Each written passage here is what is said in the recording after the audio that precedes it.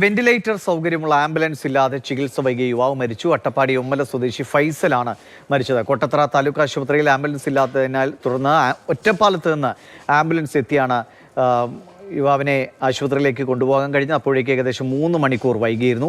Google VS വിവരങ്ങളുമായിട്ട് Google ഒരു 5:30 സമയത്താണ് നമ്മൾ ആദ്യം ഈ വാർത്ത വരുന്നത്. ഗുരുതരമായി പരിക്കേറ്റിരുന്നു എന്ന വിവരമുണ്ടായിരുന്നു. പക്ഷേ ആംബുലൻസ് വൈകുന്നു, അത് മരണത്തിലേക്ക് എത്തുന്നു എന്നത് ഏറ്റവും ദൗർഭാഗ്യകരമായ സ്ഥിതിയാണ്. തീർച്ചയായും ദിവിഷയിലെ ഏറ്റവും ദുഃഖകരമായ കാര്യം എന്ന് പറയുന്നത് കോട്ടത്തറ ട്രൈബൽ സ്പെഷ്യാലിറ്റി ആശുപത്രിയിൽ വെന്റിലേറ്റർ സൗകര്യമുള്ള 2 ആംബുലൻസ് ഉണ്ടായിരുന്നു. പക്ഷെ അത് കേടായിരുന്നു. അത് പ്രവർത്തനരഹിതമായതുകൊണ്ട് മാത്രമാണ് മറ്റൊരു ആംബുലൻസ് പുറത്തുനിന്ന് വരുത്തേണ്ട സ്ഥിതി വന്നത്. അതെത്തിയപ്പോഴേക്കും ഒറ്റപ്പാലത്ത് നിന്നാണ് എത്തിയത്. ഒറ്റപ്പാലത്ത് നിന്ന് എത്തിയപ്പോഴേക്കും ഏകദേശം 3 മണിക്കൂർ കഴിഞ്ഞിരുന്നു എന്നുള്ളതാണ് അതീവ ദുഃഖകരമായ കാര്യമാണ്. പെരിന്തൽമണ്ണയിലേക്കാണ് ഈ യുവാവിനെ എത്തിക്കാൻ ഉദ്ദേശിച്ചിരുന്നത്. അവിടേക്ക് എത്തുന്നതിന് മുൻപ് തന്നെ ഈ മണ്ണാർക്കാട് എത്തിയപ്പോഴേക്കും അതീവ ഗുരുതരമായ സ്ഥിതി. തുടർന്ന് അവിടെയുള്ള മദർ കെയർ ആശുപത്രിയിലേക്ക്, സ്വകാര്യ ആശുപത്രിയിലേക്ക് പ്രവേശിപ്പിച്ചു.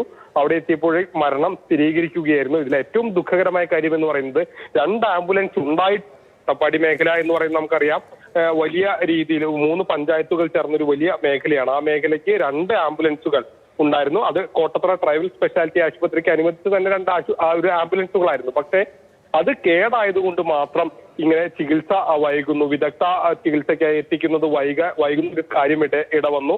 അങ്ങനെ ഒരു മരണം സംഭവിച്ചു എന്നുള്ളത് അതീവ ഗുരുതരമായൊരു അല്ലെങ്കിൽ ഒരു സ്ഥിതിയാണ്. വളരെ വിഷമിപ്പിക്കുന്ന ഒരു കാര്യമാണ്. ഈ ഒരു അപകടം ഉണ്ടായപ്പോൾ തന്നെ നമ്മൾ റിപ്പോർട്ട് ചെയ്താണ്. മരം വീണ് ഒരു യുവാവ് ഗുരുതരമായ അവസ്ഥയിൽ ഫൈസൽ ആശുപത്രിയിൽ പ്രവേശിപ്പിച്ചു എന്നുള്ളതാണ്. അപ്പോഴൊക്കെ തന്നെ നമ്മൾ പ്രതീക്ഷിച്ചത് അദ്ദേഹത്തിന് വിദഗ്ധ ചികിത്സ കിട്ടുമെന്നും അത് അസുഖം ഭേദമാകുമെന്നൊക്കെയാണ് പ്രതീക്ഷിച്ചിരുന്നത്. പക്ഷേ അതുണ്ടായില്ല. അത് 3 മണിക്കൂർ ആ ആശുപത്രിയിൽ തന്നെ തുടരേണ്ട ഒരു സ്ഥിതി വന്നു. ഡോക്ടർമാർ വിദഗ്ധ ചികിത്സ വേണമെന്നാവശ്യപ്പെട്ട് റെഫർ ചെയ്തു. പക്ഷെ എന്നിട്ടും ആംബുലൻസ് ഇല്ലാത്തത് മൂലം, അതായത് വെന്റിലേറ്റർ അടക്കമുള്ള സൗകര്യങ്ങളില്ലാത്ത ആംബുലൻസ് ഇല്ലാത്തത് മൂലം തന്നെ എത്തിക്കാൻ 3 മണിക്കൂർ വൈകിയ ആ ആശുപത്രിയിൽ, കോട്ടത്തറ ട്രൈബൽ സ്പെഷ്യാലിറ്റി ആശുപത്രിയിൽ 3 മണിക്കൂർ അവിടെ ആ യുവാവിനെ ഫൈസലിനെ കിടത്തേണ്ട സ്ഥിതി വരുന്നു.